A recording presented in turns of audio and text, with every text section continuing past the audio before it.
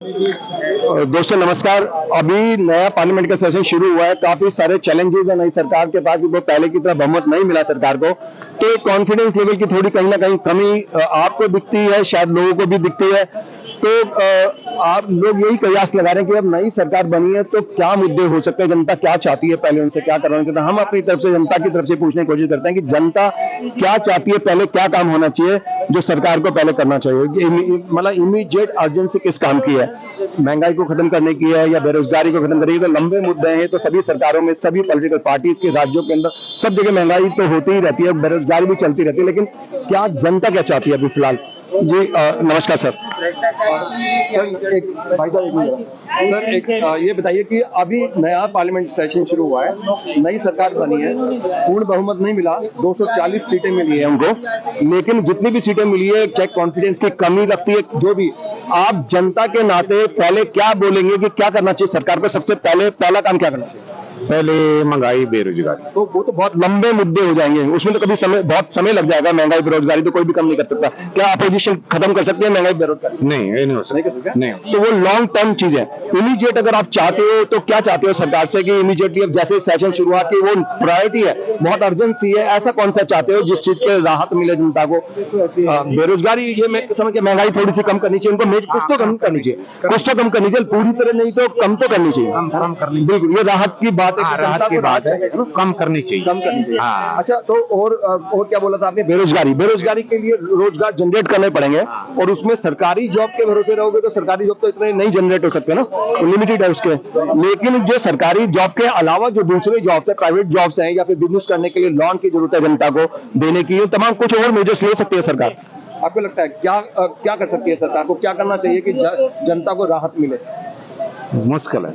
नहीं, मैं आपसे ये क्वेश्चन पूछ रहा हूँ कि जनता के नाते अभी नई सरकार बनी है, सबसे पहले क्या करवाना चाहेंगे सरकार से? सरकार से ये अपना बच्चों को रोजगार मिले, हाँ रोजगार मिले। ये अपना पहले काम होते थे, हम हलवाई का काम करते हैं, वो आप मुझे 5 काम बताइए जो सरकार को करना चाहिए। पहले हलवाई के एंगल से पूछ रहा हूँ मैं। नहीं, हलवाई का एक हलवाई नहीं, पहले ये मुझे बताइए। पहले तो बोला कि रोजगार जनरेट करना चाहिए, यूथ करिए ना, यूथ बेरोजगार घूम रहा है, उससे अराजकता फैल रही है। लोग काम धंधे की बजाय या तो सोशल मीडिया में कर रहे हैं काम, इधर उधर हाथ मार रहे हैं, या उसमें इतनी जल्दी कुछ पैसा आता नहीं, थोड़ा टाइम लगता है उसके अंदर, तो वो परेशान है। तो इसलिए शायद क्राइम भी कहीं ना कहीं बढ़ रहा है। हाँ। तो पहले कोई ऐसी 5 चीजें मुझे बताओ कि जो सरकार से चाहते हो आप, सरकार जल्दी से एक्शन ले। सरकार को ये चाहते हैं कि पब्लिक का ध्यान रखे।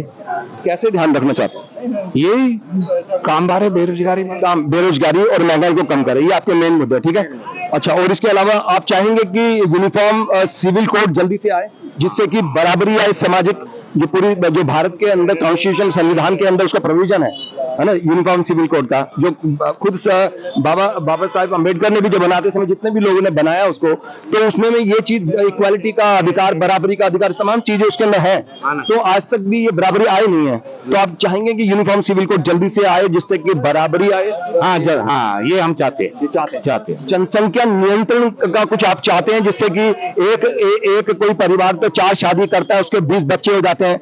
एक तरफ कोई दूसरा समुदाय है, उसका 1 शादी करता है या 2 शादी करता है, 1 ही शादी करता है। हिंदू तो 1 ही शादी करता है और उसमें से 1-2 बच्चे होते हैं। दूसरे कोई जो समुदाय के लोग हैं वो 4-4 शादी करके 4-4 बच्चे करेंगे, तो कितने 4 चौक 16, 16, 20 बच्चे हो रहे हैं। तो कहीं ना कहीं ये डेमोग्राफी चेंज हो रही है। तो आप चाहेंगे जनसंख्या, फिर लिमिटेड रिसोर्सेज तो लिमिटेड है, खाने पीने की चीजें लिमिटेड है, कहां से लाओगे इतनी ज्यादा? बढ़ता जा रहा है। तो कहीं ना कहीं आप चाहते हैं कि भारत में जनसंख्या नियंत्रण कानून भी जल्दी से जल्दी आना चाहिए। हमारा पड़ोसी है, क्या भारत में चाहते हैं जनसंख्या नियंत्रण कानून आना चाहिए? हमारा पड़ोसी है, उसके 8 बच्चे हैं, 8 अच्छे बच्चे हैं, और 8 लड़के के लड़की है। तो लड़कियों को मार दिया?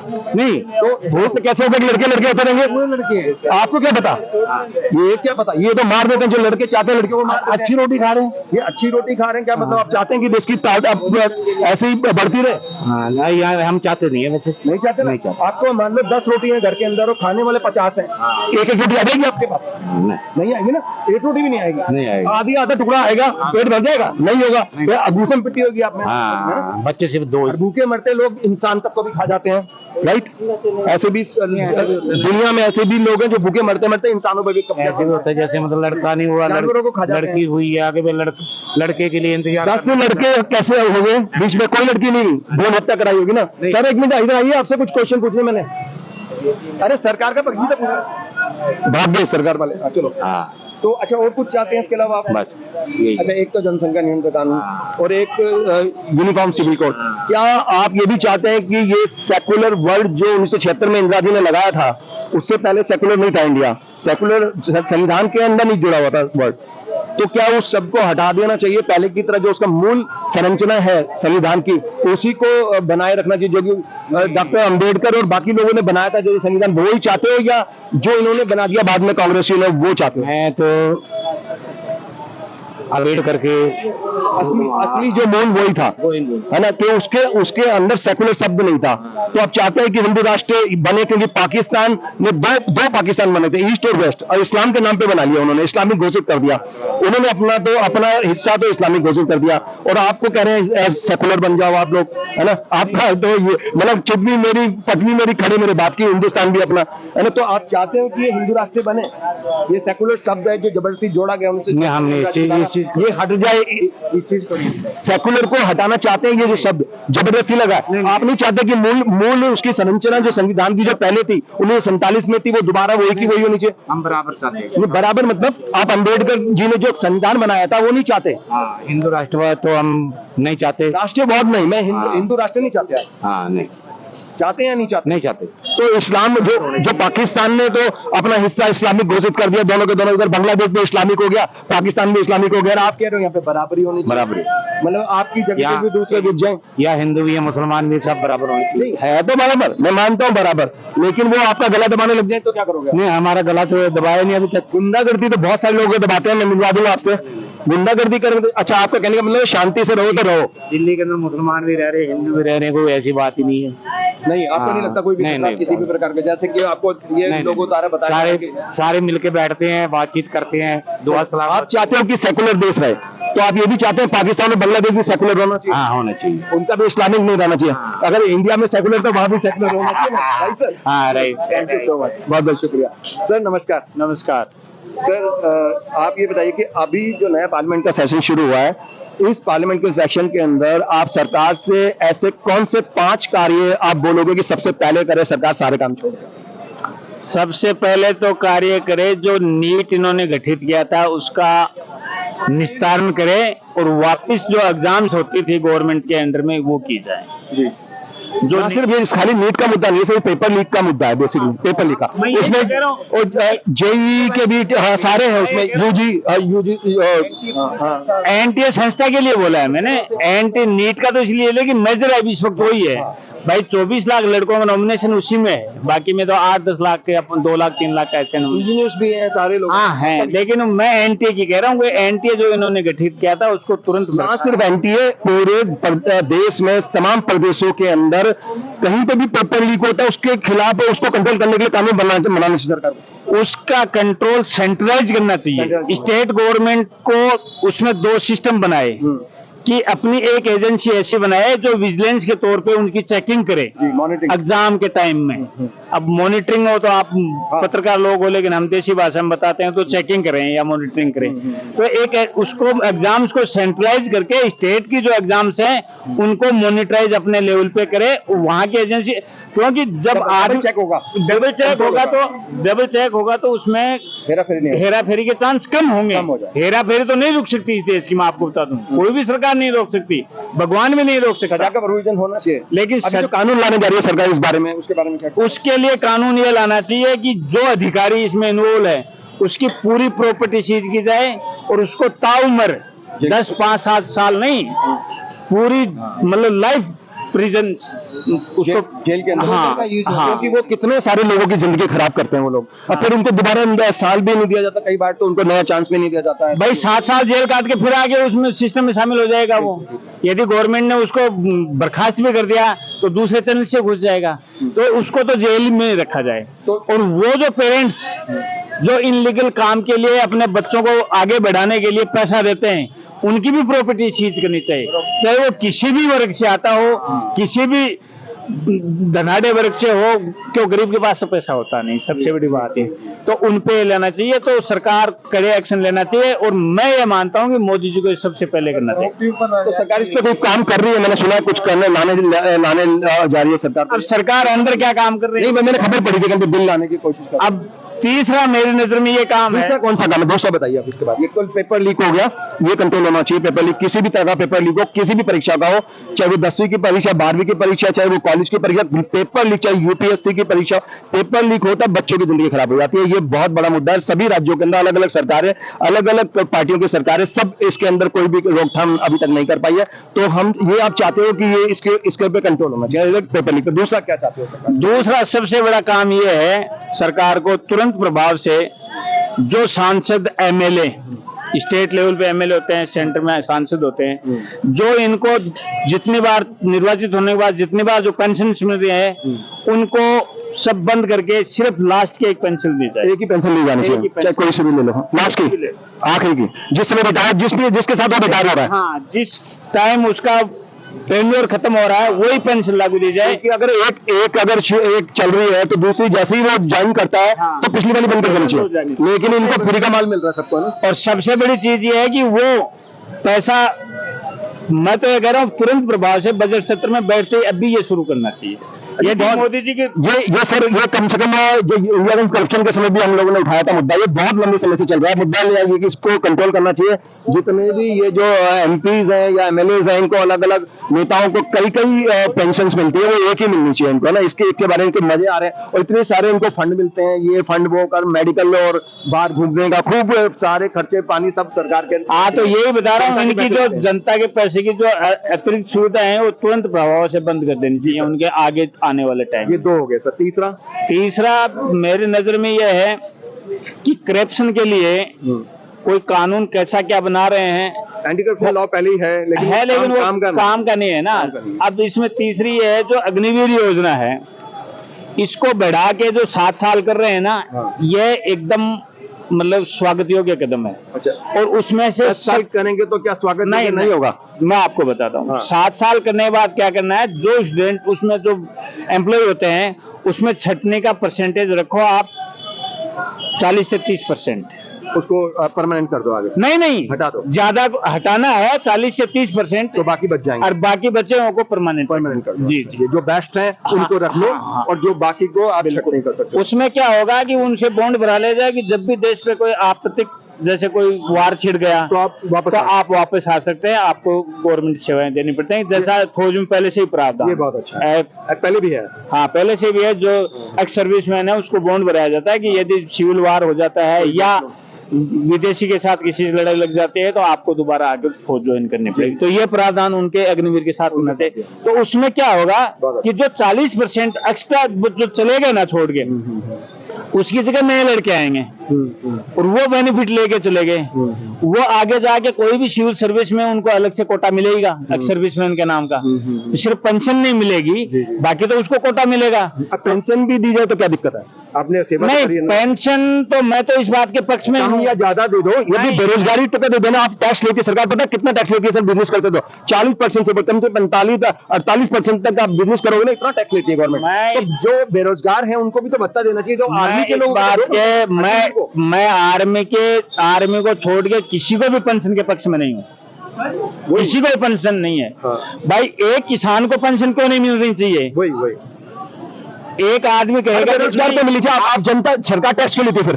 टैक्स मतलब कमाने लगे बेचारा वो मेहनत करके, तो आप 48% टैक्स ले रहे हो। मैं ये कह रहा हूँ, मैं पेंशन के विरोध में इसलिए हूँ कि एक कलेक्टर है या एक एसआई है या एक कोई भी एसडीएम तहसीलदार है, वो अपना पेट भरने के लिए नौकरी कर रहे हैं या फिर गवर्नमेंट को कुछ देने के लिए? नहीं। पहला अपना मोटो क्या है कि मैं बेरोजगार हूँ, मुझे रोजगार कर रहा हूँ मेरा अपना। तो पेंशन क्यों मिलनी चाहिए? उसको नहीं मिलनी चाहिए। बाद में क्या करेगा वो? बाद में किसान क्या करेगा? तो फिर इनको भी मत दो ना, नेताओं को भी मत दो, किसी को मत दो। फिर ये भी नेताओं को तनख्वाह मिलती है लाखों रुपए। भाई आप समझे नहीं, किसी लाखों रुपए तनख्वाह नेताओं की। मैं यही तो कह रहा हूँ, जो एक एक कड़ी टूटेगी ना तो नेताओं पहले तो बड़ी कड़ी तोड़ो ना, ऊपर से नेताओं की तोड़ो। नहीं, मैं तो ये इस बात ज्यादा भ्रष्ट कौन है आपने सिस्टम में? सबसे ज्यादा भ्रष्ट कौन है? नेता और इन्हीं की कमर तोड़ो सबसे पहले। नेता और ये इनको दूसरों क्या बोलोगे, ये भी नेता के गुरु हैं। कौन? भाई प्रशासनिक अधिकारी और नेता मिलके तो देश को लूट रहे हैं। हाँ, तो सबसे पहले इन्हीं की कमर तोड़ो ना। यदि प्रशासनिक अधिकारियों को तोड़ रहे, जनता तो भूखी मर रही है पहले से ही। आप समझो, एक आदमी सिविल इंजीनियर होकर फिर पेंशन ले रहा है 60 साल के बाद, रिटायरमेंट के बाद में, तो किसान 60 साल के बाद में काम नहीं कर पाता, वो पेंशन का हकदार क्यों नहीं है? क्योंकि किसान को यदि ये चाहेगा कि मुझे मेरी जरूरत का अनाज पैदा करना, तो देश क्या खाएगा? आप बताओ, देश क्या खाएगा? तो पेंशन का लेवल तो मैं तो इसको आज से नहीं, मैं तो लाइफ से इस चीज के खिलाफ हूँ। इसके अलावा नेक्स्ट अब चौथा कौन सी बात? चौथा अभी रिसेंट क्या सोचेंगे एकदम से? नहीं, आप बताइए ना, क्या यूनिफॉर्म सिविल कोड लाना चाहते हैं आप? क्योंकि बराबरी होनी चाहिए संविधान में, भारत के संविधान में बराबरी का हक है सबका, धर्म के आधार पे या जात के आधार पे नहीं, सब बराबर होने चाहिए। तो उस पे एंगल से आपको लगता है कि यूनिफॉर्म सिविल कोड होना चाहिए? यूनिफॉर्म सिविल कोड लाने के साथ उनको एक एडिंग और करना चाहिए कि कोई भी अपनी जाति नहीं लगाएगा, जाति के नाम पे सिर्फ भारतीय लगाना है। दुबे, पंडित, पूनिया, हाँ जी, हाँ, इससे भेदभाव होता है। भेदभाव पता नहीं लगेगा ना आप कौन है मैं कौन। तो सरनेम के बजाय आप रखो सिर्फ भारतीय। देवी देवता भी नहीं लगाते थे कोई सरनेम, पहले कहाँ लगाते थे? राम बोलते। देवी देवता तो आप और हमने पैदा किए ना अपने पेट पालने के लिए, आप और हमने अपना पेट पालने। एग्जाम्पल तो है ना, महाभारत में भी अर्जुन हो, दुर्योधन हो, कोई भी लगाते नहीं, सरनेम होता ही नहीं था। तो इसलिए यूनिफॉर्म सिविल कोड में एक ये भी प्रावधान रखना चाहिए कि आप अपने कोई भी सरनेम नहीं लगाएंगे, सरनेम के साथ सिर्फ होगा भारतीय। शादी भी एक ही होनी चाहिए। हाँ, यहाँ पे और इंटरकास्ट मैरिज को प्रेफरेंस देंगे। यदि इस देश को बचाना है, मैं हुक्मदेव आनंद जी का आपको स्टेटमेंट बताता हूँ जो उन्होंने लोकसभा में दिया था कि यदि इस देश को बचाना है तो आपको इंटरकास्ट मैरिज की तरफ बढ़ना पड़ेगा, और उसके लिए सबसे अच्छा तरीका है कि आप सबसे पहले सरनेम हटवाइए। क्लास 1 लेवल की जो स्कूल्स होती है वहीं से कोई सरनेम लगाता है तो वहीं उसका नाम काटिए, और वहीं उसके सरनेम काटिए, वहीं उसके पिताजी का सरनेम काटिए। अच्छा, एक चीज और मैं आपसे पूछ रहा था कि क्या आप चाहते हैं कि जनसंख्या नियंत्रण कानून जो होना चाहिए, लिमिटेड रिसोर्सेज है पूरे देश के अंदर, खाने वाले, जैसे कि मैंने अभी एग्जांपल दिया था, 10 रोटियां आपके घर में और 100 खाने वाले हैं, तो एक भी नहीं मिलेगी एक बंदे को। लड़ाई, जनसंख्या नियंत्रण तो इस देश की सबसे बड़ी मांग है ना, सबसे बड़ी मांग है। क्योंकि आप ये समझो, जनसंख्या आज गरीबी के लेवल में देश क्यों पिछड़ रहा है?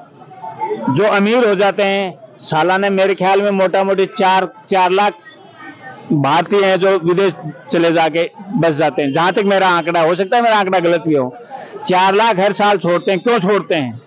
कि वो यहाँ की व्यवस्था से परेशान होकर छोड़ते हैं। वो पलायन तो पूरी दुनिया के अंदर होता, कहीं ना कहीं लोग जाते रहते हैं, आते रहते हैं। अगर आप देखोगे पूरी दुनिया में डेली की डेली लाखों फ्लाइट जाती हैं इधर उधर, तो लोग आते जाते रहते हैं। पलायन ये पुराने जमाने से चलता है। जितना इंडिया में होता उतना और कहीं नहीं होता जनसंख्या आधार पे। और क्योंकि जो चाहते हो कि जनसंख्या कंट्रोल होनी चाहिए, बिल्कुल जबरदस्त तरीके से कंट्रोल होनी चाहिए। आपको ये लगता है, ये आप महसूस करते हो कि कुछ लोग टैक्स देते हैं और बाकी लोग खाते हैं, ऐसा लगता है? कुछ नहीं, टैक्स तो पूरा आ ही नहीं रहा है ना, टैक्स दे रहे हैं। हाँ। कुछ लोग दे रहे हैं और बाकी लोग नहीं दे रहे हैं। तकलीफ होती है ना कि मेरा पैसा जा कहाँ रहा है। भाई आप टैक्स दे रहे हो अपनी सुविधा बढ़ाने के लिए कि मेरे को, अब आज दिल्ली का हाल देखो, जनता दिल्ली की टैक्स दे रही है ना, पानी नहीं मिल रहा टाइम पे, रात को लाइट्स के कट लग रहे हैं, और अभी डीटीसी क्या हालात हैं आप देखो।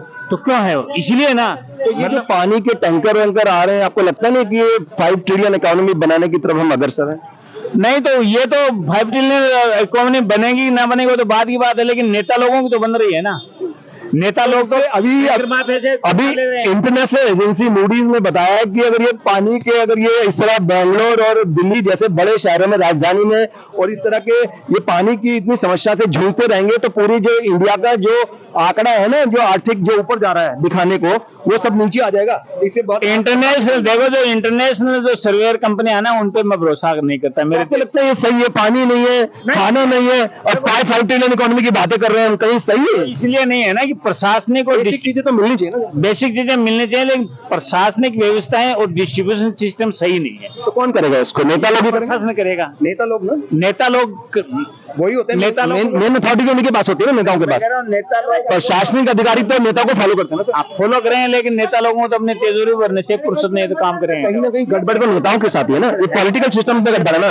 टॉप पे तो वही है संसद या असेंबली है ना, वही है ना जो कानून बनाते हैं, नंबर 1 तो वही है अथॉरिटी। तो जब वहाँ गड़बड़ है तो फिर वो अधिकारी भी गड़बड़ है। तो कहीं ना कहीं जो 5 ट्रिलियन इकोनॉमी बनाने में सबसे बड़ी रुकावट अगर आती है तो नेताओं के द्वारा। नहीं, 5 ट्रिलियन इकोनॉमी यदि कागजों में इंटरनेशनल लेवल पे बन गई तो आम जो पब्लिक को इसमें फायदा नहीं हो रहा ना। अच्छा एक चीज और सर मैं पूछ, आपकी पर कैपिटा इनकम नहीं बढ़ती है तो 5 ट्रिलियन एग्जैक्टली लेकिन पता है क्या, जब हम बनाओ हम ये चीज जो दिखाते हैं 10 ट्रिलियन बनाओ, उससे क्या सर, हम ये दिखाते हैं कि जीडीपी हमारा इतना ग्रो कर रहा है, कंट्री इतना ग्रो कर रहा है। मान लो फॉर एग्जांपल कि हम कहते हैं कि 1 लाख रुपए 10 लाख रुपए का हमारा जीडीपी है, और एक फैमिली के अंदर कह लीजिए कि 10 लोग हैं फैमिली के मेंबर, 10 भाई हैं और 10 लाख रुपए कमाई है, इसको कहते हैं जीडीपी ग्रोथ है ना। लेकिन वो कहते हैं पर कैपिटा इनकम, उसके हिसाब से अगर हम डिवाइड करेंगे तो 1-1 लाख आएगा 10 भाइयों का ना। लेकिन हकीकत में क्या है कि एक ही भाई 9 लाख रुपए कमा रहा है और बाकी जो 1 लाख रुपए वो बाकी के पास 1-1 हजार भी आ रहा है ना। जी तो मैं 10,000 आ रहा है। मैं इकोनॉमिक्स के बारे में ज्यादा नहीं जानता, लेकिन वास्तविकता सिंपल तरीके से समझा कि बाकी बात तो गरीब है, वास्तविकता यही है। कुछ लोगों के हाथ में सारा, उसको जीडीपी बताते हैं, कहते हैं देश तरक्की कर रहा है। जब तक पर कैपिटा इनकम नहीं बढ़ती ना, पर कैपिटा इनकम भी झूठा है सर, वो तो डिवाइड कर दिया ना आपने 10 लाख को, 1-1 लाख दिखा देंगे कि ये पर कैपिटा इनकम है। ऐसे दिखाने में नहीं होता ना, वो तो ग्राउंड लेवल सबके पास नहीं है ना, सबको नहीं मिल रहा वो, इक्विटेबल डिस्ट्रीब्यूशन नहीं है रिसोर्सेज का और पैसे का। सरकारों का अपना। अच्छा एक चीज और बोलना चाहता हूँ सर, आप चाहेंगे कि जो 1976 के अंदर जो संविधान की मूल प्रीति के साथ छेड़छाड़ करके जो सेकुलर शब्द जोड़ा गया था इंदिरा जी के द्वारा 1976 में, उसको हटा देना चाहिए तुरंत प्रभाव से। ये सेकुलर शब्द कोई है ही नहीं था, ये पहले सेकुलर सिर्फ शब्द है, सिर्फ एक सनातन और हिंदू व्यवस्था के लिए, बाकी सेकुलर नहीं। क्योंकि पाकिस्तान ने अपना शेयर लिया, उसको इस्लामिक घोषित कर दिया, बांग्लादेश भी इस्लामिक है, इंडिया को जबरदस्ती सेकुलर क्यों बनाया जाए? नहीं, गलत है, ये शब्द हटाना चाहिए, तो ये जल्दी से हटाना चाहिए इसको। मैं इसको हटाने के बिल्कुल पुरजोर पक्ष में। ठीक है, thank you so much sir, बहुत बहुत शुक्रिया सर, नमस्कार। अब क्या बाकी रह गया, सारा पूछ लिया है। हंसने के अलावा कुछ बोलेंगे आप? हाँ बोलो। हाँ अभी सरकार से आप क्या चाहते हैं? कोई ऐसे 5 काम जो आप चाहते हैं कि सरकार सबसे पहले उनके ऊपर डिसीजन ले और काम स्टार्ट करे? देखो, सरकार ने जो मोदी जी को तीसरी बार जनता ने चुना है और जनता की सरकार बनी है, तो जो मोदी जी ने पिछले 10 साल में जो वायदा किए पब्लिक के साथ और उन वायदों पे काम नहीं किया, उन पे वो सर वो सारी बात ठीक है, आप अभी क्या चाहते हो कि सरकार सबसे पहले 5 काम बताइए जो करें? 5 काम। सबसे पहले देश के अंदर शिक्षा पर बहुत बड़ा हंगामा हो रहा है, बवाल हो रहा है। क्या चाहते, क्या एक्शन क्या करे? बंगाल में हमें पता है हंगामा हो रहा है, लेकिन क्या करें? प्रधानमंत्री मोदी जी ने जो 2017 में जो एनटीए बनाया था, उस एनटीए को तुरंत खत्म कर देना चाहिए। नई संस्था गवर्नमेंट के अंडर बॉडी बनानी चाहिए, जैसे पहले सीबीएसई बोर्ड के अंदर सारी परीक्षाएं होती थी, उसी में सुधार करके अच्छी कंट्रोल के साथ बनाया जाना चाहिए। और जिन लोगों ने लीक पे कंट्रोल होना चाहिए, जिन लोगों ने इसमें भ्रष्टाचार किया है, पेपर लीक किया है, रिश्वतखोरी की है, उनके साथ में बाबा का बुलडोजर चलना चाहिए। डबल कंट्रोल होना चाहिए, ना सिर्फ बाबा की बात है, यहाँ पे यूपी की बात नहीं, सिर्फ खाली यूपी, हर राज्यों में भी होना चाहिए और सेंट्रलाइज भी होना चाहिए, डबल कंट्रोल होना चाहिए। और जो लोग इसमें पकड़े जाएं उनके साथ भी चलना चाहिए, और जो पर्चा खरीदने वाले हैं, जो पेरेंट इसमें शामिल है, उन पेरेंट्सों के साथ भी वही होना चाहिए। क्या सजा होनी चाहिए? ऐसे लोगों को क्या सजा मिलनी चाहिए? उनको भी दंड मिलना चाहिए। क्या सजा होनी की जांच होनी चाहिए। कितने लोगों की जिंदगी खराब करते हैं ऐसे लोग, उनको क्या सजा मिलनी चाहिए? उनको आजीवन जेल में रखा जाए, आजीवन जेल में पेनल्टी भी लगनी चाहिए, पेनल्टी लगनी चाहिए। बुलडोजर चलना चाहिए पूरे देश में जहां जहां करप्शन हुआ है, और साथ के साथ जिसके संरक्षण में हुआ है, पिछले उसके रिकॉर्ड को देखते हुए उसके पहले बुलडोजर चलना चाहिए। जिसके संरक्षण में ये हुआ है उसके यहाँ सबसे पहले बुलडोजर चलना चाहिए, जिससे आगे जो भी संस्था का अध्यक्ष बनेगा एक लेसन मिले, जिसके उसे कुछ सबक मिले कि भाई उसके साथ ऐसा हुआ है, सबसे पहले सबक मिलना चाहिए। दूसरा, जो वीआईपी सुविधा, जो समाज सेवा के नाम पर हमारे 543 सांसद जो चुन के आए, इन्होंने भी कहा, इनका वीआईपी कल्चर बिल्कुल खत्म होना चाहिए, क्योंकि ये तो समाज सेवा के लिए। इन्होंने कहा कि पेंशन अलग अलग लेते हैं, वो एक ही मिलती है। वही मैं कह रहा हूँ, जो ये समाज सेवा के लिए आए, जो आदमी समाज सेवा के लिए आया, उसे सरकार से एक पैसा नहीं मिलना चाहिए। इनकी पेंशन खत्म होनी चाहिए। इनका जो स्वास्थ्य है वो आम जनता की तरह इनका इलाज होना चाहिए, डिस्पेंसरी में या जब सरकारी अस्पताल में। आम जनता की तरह इनके लिए सरकारी सुविधा इलाज के लिए मिलेंगी तो ऑटोमेटिक जनता का सुधार हो जाएगा।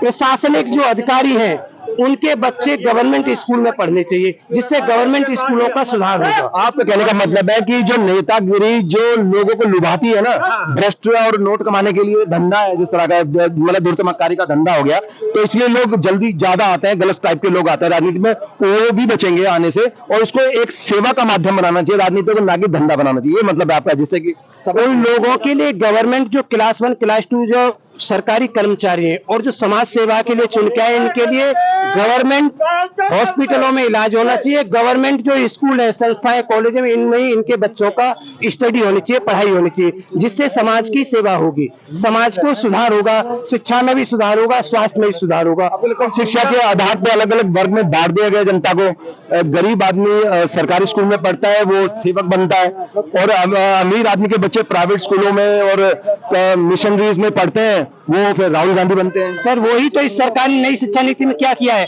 चाहे क्वालिफाइड ना हो, लेकिन वो अभी प्रधानमंत्री बनने के सपने देखते हैं वो लोग। आम जनता के बच्चे पढ़ेंगे लोकल लैंग्वेज में, और इनके बच्चे पढ़ेंगे विदेशों में, फिर कंपटीशन होगा बराबर में, कैसे बच्चा निकालेगा? इनके बच्चे पढ़ के आएंगे विदेश में, और हमारा बच्चा जो है लोकल भाषा में पढ़ेगा।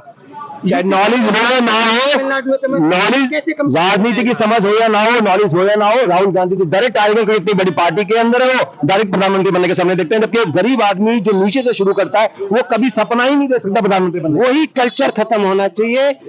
शिक्षा सभी के लिए समान होनी चाहिए, शिक्षा स्वास्थ्य में विशेष ध्यान देना चाहिए मोदी जी को, और शिक्षा की वजह से ये सबक मिला है मोदी जी को। मोदी जी को जो डाउन हुआ है वो शिक्षा की, बेरोजगार युवाओं की वजह से हुआ है। उनके बच्चे विदेशों में पढ़ के यहाँ टॉपर आए। डायरेक्ट लेटरल एंट्री बंद होनी चाहिए। यूपीएससी का एग्जाम सचिव जो मोदी जी ने भर्ती करे लेटरल एंट्री से, वो बंद होना चाहिए। यूनिवर्सिटियों में जो डायरेक्ट चांसलर बनाए इन्होंने, वो भी बंद होना चाहिए।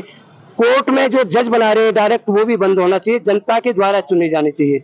जनता की जो शिक्षा संवैधानिक है वहां से चुना जाना चाहिए। दूसरा, मोदी जी ने जो वायदे किए हैं जनता से, किसानों के लिए एमएसपी का वायदा किया इन्होंने।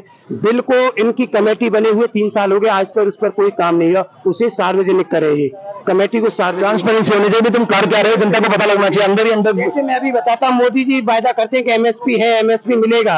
अभी एमएसपी जो बाजरे का अभी रेट किया है इन्होंने, 2600 रुपए का रेट है। किसान का बिक रहा है 2000 रुपए का। कोई सरकारी कांटा नहीं लगाया इन्होंने मक्का बाजरे का, कोई 2000 के आसपास बिक रहा है, जबकि सरकारी रेट है 2600 रुपए का। तो किसान से तो 600 रुपए कुंटल पे खरीद रहे हैं, 6000 रुपए दे रहे हैं, और एक किसान से 10 गुना वसूल रहे हैं। उनसे ये चंदा वसूलते हैं, और चंदा, इनका चंदे के ऊपर ट्रांसपेरेंसी होनी चाहिए। चंदा जो कंपनी घाटे में दिखा रही है और वो सरकार को चंदा दे रही है, उनके पास पैसा कहां से आ रहा है, उनकी जांच होनी चाहिए। उनके पास बुलडोजर चलना चाहिए। किसानों के एमएसपी कानून पे हो। बेरोजगार युवाओं के लिए जॉब जनरेट, युवाओं के लिए जो जॉब वैकेंसी खाली है उस पर काम करना चाहिए। खाली सरकारी वैकेंसी से क्या पर्याप्त है? वो सरकार, सर प्राइवेट जो संस्थान जो जॉब दे रहे हैं, वहाँ जो पिछले रिकॉर्ड को देखते हुए वहाँ भी तो जॉब करना चाहिए, क्रिएट करना चाहिए ना। लेकिन अगर सरकार अपने, अगर सरकारी नेता जो अभी जो वर्तमान में नेता या कोई भी नेता अगर सारे प्रोजेक्ट अपने राज्य में ही लगवाएगा, तो फिर बाकी राज्यों के युवाओं को कैसे जॉब मिलेगा? प्राइवेट तो कहां से मिलेगा? कंपनी वहीं प्रोजेक्ट लगा रही है, वहीं पे हो रहा है, हर प्रोजेक्ट वहीं लग रहा है, तो कैसे? उसी के लिए तो सरकार को काम करना चाहिए। सभी क्षेत्रों में समानता के आधार पर काम करना चाहिए। जहां जिसका है वहां वो काम होना चाहिए।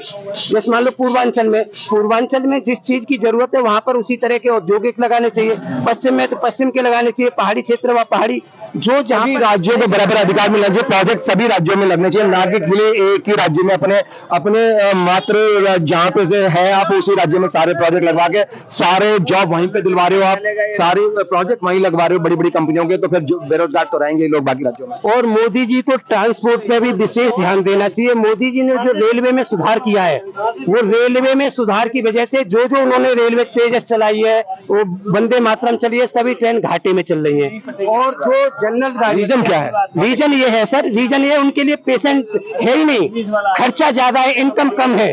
आम जनता के लिए है नहीं कुछ। आम जनता जहाँ पर 10 गाड़ी जनरल थी जिस ट्रेन में, सर जिस गाड़ी में 10 जनरल बोगी थी उसमें मोदी जी ने 2 बोगी छोड़ी है जनरल की। जनरल को खत्म किया जा रहा है। आम आदमी के मतलब आपका कहने का मतलब आम आदमी का खत्म कर दिया। आम आदमी जब ये खास विशेष लोगों के लिए ट्रेनें चलाई जा रही हैं, विशेष लोग, आम जनता तो जा ही नहीं सकती, इतनी महंगी है वो। आप किसी भी तो आपको लगता है कि सरकार जनता के टैक्स के पैसे से विशेष लोगों की सेवा करने लोगों को दे रही है? आम जनता को जितना ज्यादा रेट है कि आम जनता जा ही नहीं सकती उसमें। आम थोड़ा सा और एक्स्ट्रा, थोड़ा सा एक्स्ट्रा देके वो एरोप्लेन में चली जाएगी, उसके रेट के बराबर पहुंच रहे हैं। आप भारत जो जनता के साथ धोखा हो रहे हैं, जितनी भी ट्रेन चल रही है जनता के साथ धोखा है सर, जनता के साथ धोखा है। जिन ट्रेनों में 10-10 लोकल जनरल बोगी थी, आज उनमें 2 बोगी है। भेड़ बकरी की तरह आम जनता के वोट तो चाहिए इनको, लेकिन सेवा की बात है तो उनकी बोगी हटा दी उनकी। आम जनता को सुविधा नहीं दे, ऐसे जनता से लिए और उन्हीं की बोगी हटा दी। ये देश के साथ गद्दारी है। देश के साथ गद्दारी है, विशेष गद्दारी है। और मोदी जी बार बार हर चीज का उद्घाटन करने के लिए जाते हैं। जब वहां पर कुछ डैमेज होता है तो उसकी जिम्मेदारी भी उद्घाटन करने वाले को लेनी चाहिए। मोदी जी ने जो दुर्घटना होती है उसकी जिम्मेवारी भी इस्तीफा देना चाहिए इनको। बार बार कितने सारे दुर्घटनाएं हुई, जो 10 साल के शासन में जो काम किए हैं और वहां पर नाकाम हुए, डैमेज हुए, उनकी जिम्मेदारी भी लेनी चाहिए। आज के राजनेताओं को तो जितने भी एक्सीडेंट होते हैं इधर उधर जनता मरती है, लेकिन ये राजनेता जैसे ही एक्सीडेंट होता है नया सूट पहन के आ जाते हैं और भी अच्छे लगते हैं और भी ज्यादा हीरो बन के आ जाते हैं। सर मुझे सोचना पड़ता है कि 2014 के बाद में जो पुल बने, रोड बने, उन पर चलने में सोचना पड़ता है कि कब क्या हो जाए। अटल सेतु पे भी दरार आ गई। सर सोचना पड़ता है, राम मंदिर जैसी संस्था में पानी टपक रहा है, बताओ। राम जैसी मंदिर जैसी संस्था में भगवान राम, जिसके लिए 1000 वर्षों का दावा किया, 6 महीने में ही हो गया मामला। पानी टपक रहा है, पानी भर रहा है, मेन गर्भगृह में पानी भर रहा है, वहां 6 महीने में ही हो गया तो सर क्या भरोसा किया जाए। तो उसकी जिम्मेदारी देश के प्रधानमंत्री उद्घाटन करने के लिए हर जगह जाते हैं, उनको जिम्मेदारी लेनी चाहिए। तो कहने का मतलब ये जो उन्होंने इनॉग्रेशन करने के लिए सबसे फीता काटने के लिए सबसे पहले आगे भागते हैं मोदी जी, तो इनकी जो नुकसान हुआ है या एक कोई चीज फेलियर हुआ है उसका भी इन्हीं के गले में उसकी जवाबदेही होनी चाहिए, इनको जवाबदेही लेनी चाहिए। ये तो चुप हो गए। संस्था ने काम किया है, जिनको टेंडर देने उनके साथ कार्रवाई होनी चाहिए कि भाई ऐसा क्यों हुआ। आज तक जितने भी पुल डैमेज हुए, रोड डैमेज हुए, किसी की कोई जिम्मेदारी नहीं हुई। शमशान घाट तक, इनके बनाए हुए शमशान घाट तक डैमेज हुए हैं, वहां भी कोई इन्होंने जिम्मेदारी नहीं ली। कोई अच्छा काम होता है उसके लिए तो मोदी जी हैं, इनॉग्रेशन मोदी जी के लिए, और वहां पर कोई डैमेज होता है उसके लिए कोई नहीं। रेल में दुर्घटना होती है, कोई नहीं। किसी भी तरह, मंदिर में पानी टपक रहा है, कोई नहीं। किसी भी तरह की। यहाँ तक कि जो सत्येंद्र मिश्री जी जो हैं, वो जो मेन पुजारी है अंदर, जो वो कह रहे हैं कि अगर ये सही कंट्रोल नहीं हुआ तो सब दर्शन वर्शन सब बंद हो जाएंगे कुछ ही दिन में। सर आप देखिए, परीक्षा पर चर्चा करते हैं, अच्छा हाँ जी बोलिए। परीक्षा पर मोदी जी चर्चा करते हैं, पूरा देश सुनता है, और जो परीक्षा देने वाले उनकी कोई नहीं सुनता। परीक्षा देने वाले पूरे देश में घूम रहे हैं, लाठियां खा रहे हैं, उनके लिए मोदी जी के मुंह से एक शब्द नहीं निकला। आपको लगता है इसका राजनीतिकरण करा गया, इन चीजों का बस फायदा उठाने के लिए बोलते हैं लोग और कुछ नहीं करते? लोगों को निजी स्वार्थ में बेनिफिट देने के लिए, अपनी कुर्सी बचाने के लिए, अपने लोगों को जोत तोड़ करके शामिल किया गया है, पैसा वसूलने के लिए। एनटीए का जिसके शासन में, जिसके प्रशासन में जो घोटाला हुआ है, उसका रिकॉर्ड आप पीछे का देखो। प्रदीप जोशी का, मैं डायरेक्ट नाम ले रहा हूं, प्रदीप जोशी का व्यापम से लेके आज तक का कोई भी एक भी परीक्षा, जहां भी जिस संस्था में वो रहा है, यूपीएससी में रहा, एनटीए में रहा, और भी जहां आपके छत्तीसगढ़ में रहा, मध्य प्रदेश में रहा, वहां पर हर जगह घोटाले हुए। आपका कहने का मतलब जनता चाहती है कि उसको अरेस्ट करके जेल में डाला जाए, उम्र कैद दी जाए, उसकी जांच करी जाए, सारे केस। और जैसे बाबा बुलडोजर चलाता है यूपी के अंदर, ऐसे ही प्रधानमंत्री जी को पूरे देश में बुलडोजर चलवाना चाहिए इन माफियाओं पर। ये प्रदीप जोशी बहुत बड़ा माफिया है। तो इनको लाता कौन है? सर मोदी जी लेके आए, तो फिर बुलडोजर किस पे चलना चाहिए? मोदी जी लेके आए, बुलडोजर किस पे चलना चाहिए? जनता ने जो अभी सबक सिखाया है, उस सबक को सीखते हुए कभी कभी देखो, अगर ये सबक नहीं सीखे तो क्या होगा अगली बार? सर कभी अगली बार कितनी सीटें आएंगी अगर सबक? अगली बार साफ है, बिल्कुल जीरो मामला हो जाएगा, अगली बार जीरो हो जाएगा। 240 भी नहीं आएंगे, 240 का 40 रह जाएंगी, 40 भी नहीं। अगर अभी भी ये ईमान में भी खुश हो जाएंगे तो कांग्रेस के पास भी 40 थी, अभी ये कंपेयर करेंगे, देखो हमारी कांग्रेस के पास भी तो थी 40, इसमें भी पॉजिटिव देखेंगे। अभी भी अगर ईमानदारी से हो ना, ईमानदारी से हो, तो अभी भी ये 140 में ही रह जाएंगे। इन्होंने जहां ये हारे, कम वोटों से हारे, वहां रिकाउंटिंग कराई। विपक्ष जहां कम वोटों से हारा वहां रिकाउंटिंग नहीं कराई, वहां भी रिकाउंटिंग करा के देख लो 140 पे आ जाएगा आंकड़ा। एक बात वोटों में तो मेडिकल सुविधाओं के लिए क्या बोलोगे? ये सर मेडिकल सुविधाओं के लिए गांव के अंदर दूर दूर तक हॉस्पिटल नहीं है। अगर वो कहीं पर कई गांव को छोड़ के कोई छोटा मोटा हॉस्पिटल होता है तो बेचारे गांव के लोग खाट पे डाल के लेके जाते हैं उसको, तो वहाँ डॉक्टर नहीं मिलते, डॉक्टर होते हैं तो दवा नहीं मिलती, बंदा मर ही जाता है। सर मैं वो इसी के लिए बोल रहा हूँ, मोदी जी बोलते हैं कि देश की आजादी के 70 साल में एक एम्स था, मैंने 20 एम्स बनवा दिए। अच्छी मेडिकल सुविधा सिर्फ शहर के लोगों का ही हक है, गांव के लोगों का नहीं है क्या? बनाने से कुछ नहीं होता, बनाने के साथ साथ डॉक्टर होने चाहिए, दवाइयाँ होनी चाहिए, उनके अंदर सुविधा होनी चाहिए। मैं मोदी जी के गृह क्षेत्र का बनारस से, जहाँ से तीसरी बार जनता ने चुना है, वहां पर उन्होंने एम्स बनाया है, कैंसर का सबसे बड़ा हॉस्पिटल बनाया है, और वहाँ है क्या फैसिलिटी? आप एम्स के अंदर जाओ, एम्स के अंदर आप पूछो कि बनारस का पेशेंट है, सैकड़ों की साथ आदमी, वो बोलेंगे बनारस हॉस्पिटल तो बन गया पर कुछ है ही नहीं। पटना में एम्स बनाया, कुछ है ही नहीं। वही हम कह रहे हैं कि हॉस्पिटल है तो डॉक्टर नहीं है, डॉक्टर है तो दवाइयाँ नहीं है, तो अल्टीमेटली पेशेंट मर ही जाता है वहां जाकर। बस नहीं बिल्कुल। और दवाई जो नकली दवाई हॉस्पिटलों में वैसे सप्लाई करें, उनसे चंदा लेना बंद करें। उन कंपनियों से ज्यादातर कंपनियां कहाँ के एक स्पेशल राज्य की हैं। सर देखो अभी हमने सुना था, पढ़ा था, 40 से ज्यादा कंपनियां हिमाचल की जिनकी नकली दवाई पकड़ी गई थी, और उन कंपनियों ने मोदी जी की पार्टी में चंदा दिया और वो सारी दवाई पास हो गई। बेसिकली वो सारे के सारे एक स्पेशल राज्य के हैं, किसी और राज्य के हैं, वो हिमाचल के नहीं है। हिमाचल में प्रोजेक्ट लगा रखे हैं। देखो पूरे देश में जहाँ जहाँ गड़बड़ हो रही है, पूरी गुजराती लॉबी हावी है, चाहे वो यूपीएससी में हो, प्रशासन में हो, चाहे बिजनेस में हो, हर जगह गुजराती लॉबी का ही कलेक्शन। कौन जिम्मेवार है सबके लिए? किसको सजा मिलनी चाहिए? जिम्मेवार कौन है इसके लिए? सर जो उद्घाटन करने के लिए रहता है, जो अच्छे काम का, आपका कहने का मतलब है कि आप क्या बोली जो अच्छे काम का श्रेय लेता है, मतलब आपका कहने का मतलब प्रधान सेवक, तो प्रधान सेवक को जिम्मेवार माना जाए। प्रधान सेवक बोलते हैं ना मोदी जी, मैं प्रधान सेवक हूँ। चौकीदार है, चौकीदार की क्या जिम्मे? मैंने अपने घर पर चौकीदार बनाया, घर में गलत काम होता चौकीदार, मतलब माला पहनाते हैं लोग, तो भैया अगर नट पड़े तो किसको पड़ेंगे? चौकीदार पे पड़नी चाहिए। अभी शुरुआत हुई है ना, पब्लिक ने, जनता ने सिग्नल दे दिया है कि अगर नहीं सुधरोगे तो हम करेंगे। जनता ने सिग्नल दिया है। आपको लगता है सुधर रहे हैं? सुधार होना चाहिए, सुधरना चाहिए। जनता ये चाहती है कि ये काम होने चाहिए। जनता ने सिग्नल दिया है कि या तो सुधर जाओ, नहीं हमको सुधारना आता है। ठीक है सर। मोदी जी के साथ भी हुआ और दूसरे सांसदों के साथ भी हुआ। जनता सुधारने पे तुली हुई है, कुछ भी हो जनता रोड पे आएगी, सुधारेगी इनको। अच्छा सर, एक चीज, यूनिफॉर्म सिविल कोड के बारे में क्या कहते हैं? आना चाहिए? देखो बराबरी होनी चाहिए। भारत के संविधान में जो बाबा साहब अम्बेडकर जी ने और उन लोगों ने बनाया था, वो सब जगह, चाहे रिलीजियस फ्रीडम हो या इक्वालिटी हो, तमाम जगह इक्वालिटी की बात करी गई है। देखो उसके साथ साथ इनको उसमें थोड़ा सा सुधार और करना पड़ेगा। देश के अंदर जाति जो है सबसे भयंकर है, जाति प्रथा को बिल्कुल खत्म करो। जो संविधान से जो जाति शब्द है ना, हमारी जनगणना होती है, कहीं ना कहीं इक्वालिटी की बात है, जनगणना होती है, वहाँ पर जाति शब्द को खत्म कर देना चाहिए। वहाँ पर सिर्फ भारतीय होना चाहिए, न हिंदू हो, न मुस्लिम हो, न सिख हो, न ईसाई हो, न जाट हो, न ब्राह्मण हो, न दुबे हो, न चौबे हो, सबको खत्म करो। अच्छा, यूनिफॉर्म सिविल कोड पास होना चाहिए सुधार के साथ, उसके साथ सुधार करके पास करो, खत्म करो। स्कूल में बच्चा जाता है, ये क्या है, एससी का है, वहीं पर उनमें मतभेद हो जाता है बच्चों में। तो वो जाति को बिल्कुल खत्म करना चाहिए।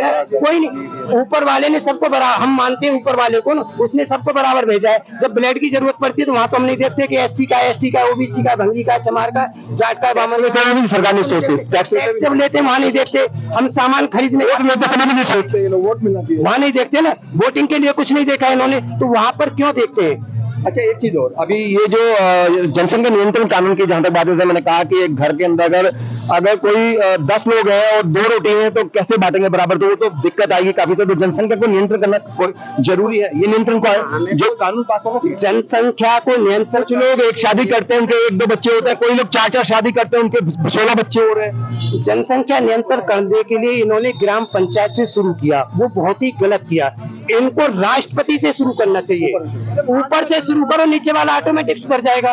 ऊपर देश में लागू करो, ऊपर नीचे के पूरे देश में सबके लिए लागू करो। आपका कहने का मतलब है कि ये लागू होना चाहिए, पूरे देश के लिए लागू होना चाहिए। सबसे पहले सरकार, ये समाज सेवक है, इन पर लागू करे कि 2 बच्चों वाला ही सांसदी का चुनाव लड़ेगा, 2 बच्चों वाला ही प्रधानमंत्री बनेगा, या कैबिनेट में कोई भी सांसद 2 बच्चों वाला ही IAS बनेगा, मुख्यमंत्री उन्हीं से बनेगा, 2 बच्चों वाला ही मुख्यमंत्री बनेगा। तो आगे इसके लिए भी कंट्रोल करना चाहिए। बिल्कुल नौकरी उसी को मिलेगी जिसके 2 बच्चे हो। प्रशासनिक सेवा हो चाहे समाज सेवकों का हो चाहे प्रधानमंत्री, नौकरी उसी को मिलेगी जितनी भी लिमिटेड जिसके 2 बच्चे होंगे। जो भी सरकारी सुविधा चाहे उसके तीसरा बच्चा हो तो नौकरी से हटा दो उसको। जो भी सरकारी सुविधा मिले, राशन से लेके राष्ट्रपति तक की, सभी 2 बच्चों के लिए हो, पर ये ऊपर से लागू हो, ये नहीं कि ग्राम पंचायत देश में बराबर होनी चाहिए। मेरे को ऊपर नीचे क्या करेगा, पूरे देश में लागू नहीं। इन्होंने पिछली सरकारों ने वही किया, ग्राम पंचायत का चुनाव लड़ने के लिए 2 बच्चे हो, 3 बच्चे हो, पूरे देश में लागू होना चाहिए। जनसंख्या नियंत्रण कानून पूरे देश के लिए लागू होना चाहिए। सेंटर बिल होना चाहिए, उसे सुधार के साथ लागू करें। और विशेषकर मैं कहूंगा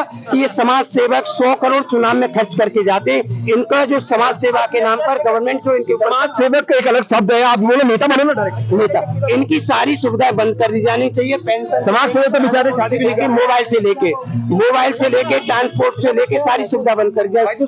सेवा करने आया तो मेवा क्यों खा रहा जिस कोठी में सांसद रह रहा था उस कोठी में दूसरा आएगा, उसके रेनोवेशन पे करोड़ों खर्च होंगे, उस पे जबकि वो भी ठीक ठाक रहेगा। राजनीति को अयासी का अड्डा बना रखा है इन्होंने। सेवा कुछ नहीं करना, इन्होंने मेवा के चक्कर में रहते, मेवा के चक्कर में पब्लिक का पैसा ये इन्हीं के ऊपर खर्च हो रहा है, उन्हीं के ऊपर खर्च। सरकार को, जनता को लूटते हैं लोग। जो देश की सीमा की रक्षा के लिए, इनकी सीमा के रक्षा के लिए न जवान को पूछते हैं, न सैनिक, न किसान को पूछते हैं, उसके लिए कुछ नहीं है। और ये एक शपथ लेने के बाद, शपथ ले ली, उसकी पेंशन, सांसद, सारी सुविधाएं शुरू हो गई। चुनाव हारने के बाद भी उसे रेगुलर एक ही पेंशन मिली थी, सर ने बताया नहीं मिलनी चाहिए। वो बार पेंशन नहीं होनी सर, इनको पेंशन नहीं मिलनी चाहिए। सेवा करने आया ना, उनको जरूरत ही नहीं है। क्या जरूरत है? ये तो सेवा के लिए आए ना। ये जब चुनाव में जाते हैं तो बोलते हैं हम आपकी सेवा के लिए आए, और जो सेवा करता है उसे जरूरत ही नहीं है। लाखों रुपए तो तनख्वाह मिलती है। सेवा करने वाले को जरूरत ही नहीं। जो 100 करोड़ चुनाव में खर्च कर सकता है, वो 5 लाख की पेंशन का क्या करेगा, 4 लाख की सैलरी का क्या करेगा, 10,000 रुपए का राजधानी के टिकट का क्या करेगा? जो 100 करोड़ चुनाव में खर्च कर रहा है, करेगा और क्या करेगा? चुनाव आयोग ने ही 97 लाख रुपए का दिया है ना खर्चा। 97 लाख रुपए चुनाव आयोग की, आप बात मानो, चुनाव आयोग के हिसाब से जो 97 लाख खर्च करने वाला, वो राजधानी का टिकट फ्री क्यों ले रहा है?